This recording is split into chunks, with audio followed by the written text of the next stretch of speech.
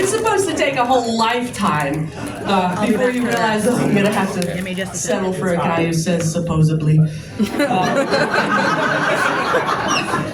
right.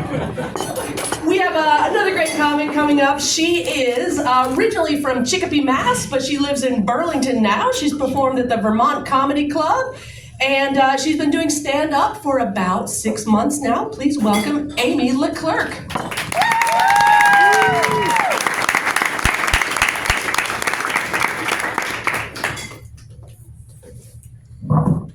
Hi, everybody. Thank you for coming out tonight. I am so grateful for that. Happy Friday. But I'm feeling very grateful in general. I'm feeling very grateful these days because I live here in New England and because I live here in my 30s. If my 20s were a human natural disaster, my 30s have been a very successful FEMA cleanup. And I know that it's going well because I got 2 very important pieces of plastic in my 30s. I got my driver's license for the first time. Thank you. It did take 2 tries, and I do blame the instructor.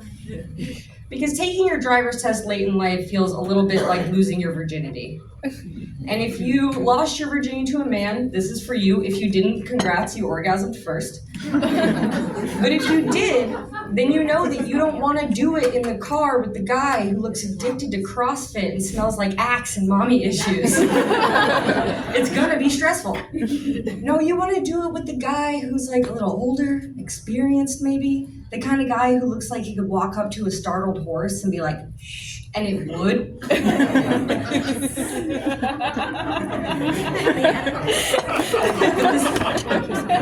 the second important piece of plastic that I got in my 30s was an IUD.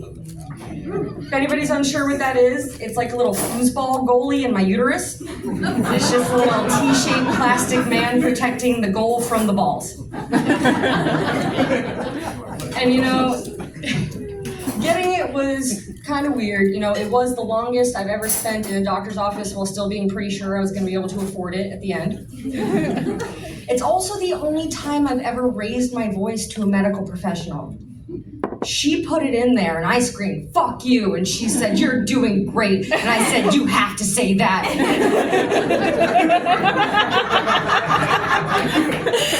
And no shit, she looked me dead in the eyes and said, "No, I don't." She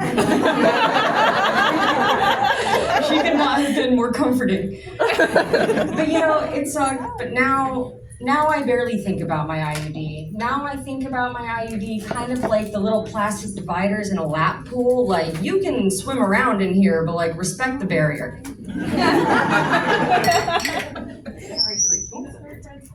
But I am feeling very grateful. It's been a really good time for me in my 30s, but it has been a very rough month. It's been a very rough April. I had a cracked tooth, a kidney stone, and an ovarian cyst. Yeah, thank you.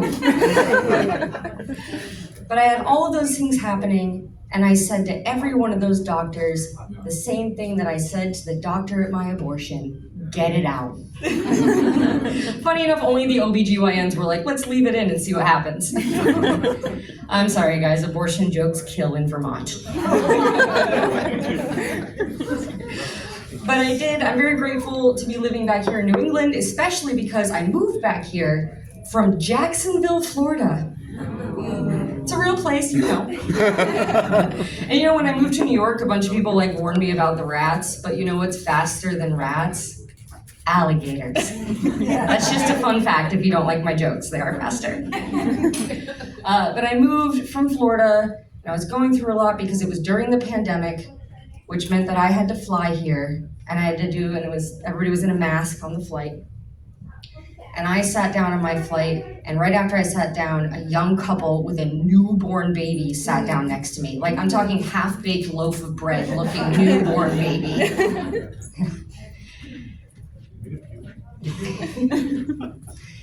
And I sat down and they sat down and we were doing that weird kind of sign language of the eyes that you had to do when we were wearing masks, you know, where they're looking like questioning and concerned, and I'm looking at them like non-threatening and chill and like just trying to communicate with really wide eyes. normally, pre-pandemic when we didn't have masks, we would have just done the just that weird little awkward smile that you do when you have to acknowledge, I am a stranger, I'm not gonna hurt you, and we don't need to talk about it.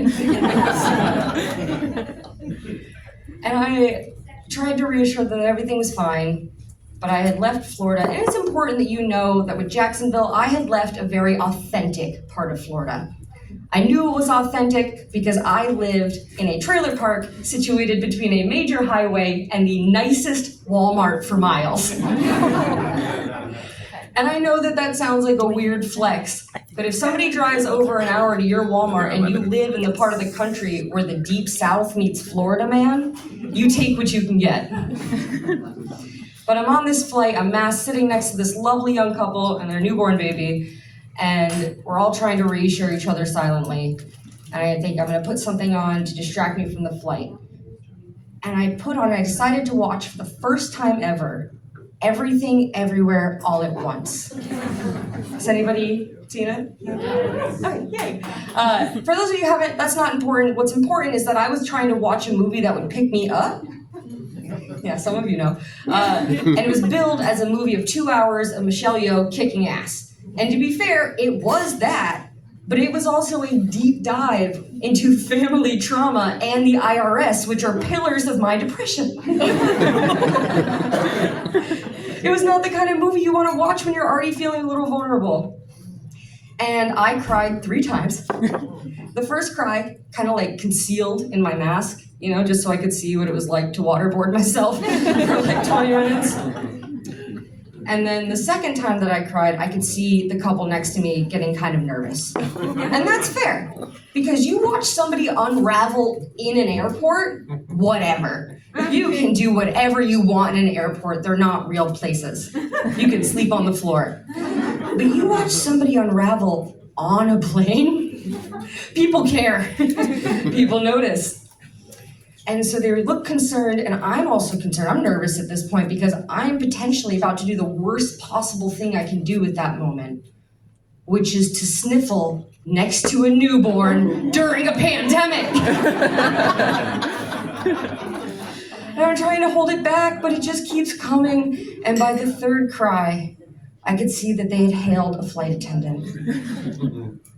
And she comes over, and they whisper to her, and she knew exactly what to do. She left, and she comes back with 3 blankets and a bottle of whiskey. Because that's how you deal with a baby on a plane. And while I was the baby on the plane, I did keep looking at this little loaf, just thinking, like, if they could master the power of speech right now, his first words would be, "Ma'am, settle down."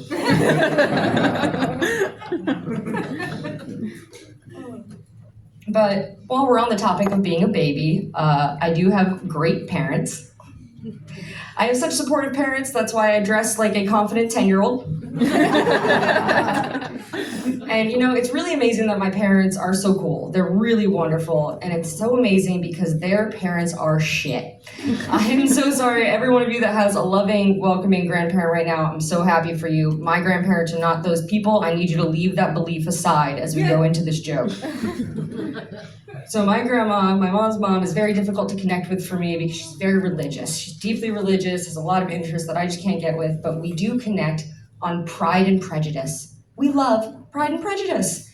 And the other day I'm talking to her and she's like, I saw this TV adaptation of Pride and Prejudice and I just couldn't watch it.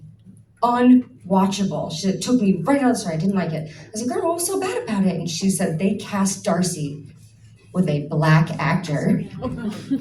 And this was surprising to me on a number of levels. Like, she's such a smart lady. I was so surprised that she couldn't watch it. She had to close her eyes. It didn't work. And it's so surprising to me because my grandmother's favorite book is the Bible. And there's not a lot of strong white casting in that book. But somehow my parents came out great. They gave me everything. They gave me all their DNA, all their depression and anxiety. They gave me everything they could, and we didn't grow up with much. So toys were very precious in our household. Gifts were rare and they were great. I remember one time my parents had saved up very specially to give me the hottest toy at the time, which was a my size Barbie. Does anybody else remember my size Barbie? Nope, just my trauma? No, cool, I got one. That counts, validated. Thank you. So my size Barbie, 4 feet of plastic nightmare fuel. And she came to me and she was wearing this gorgeous princess dress. And even though she was a doll, and I was a 7-year-old who liked Twinkies, I just kept looking at her and looking at that dress and thinking, my size. Like, that dress is my size, I can wear that princess dress. I shredded the dress. I kept trying to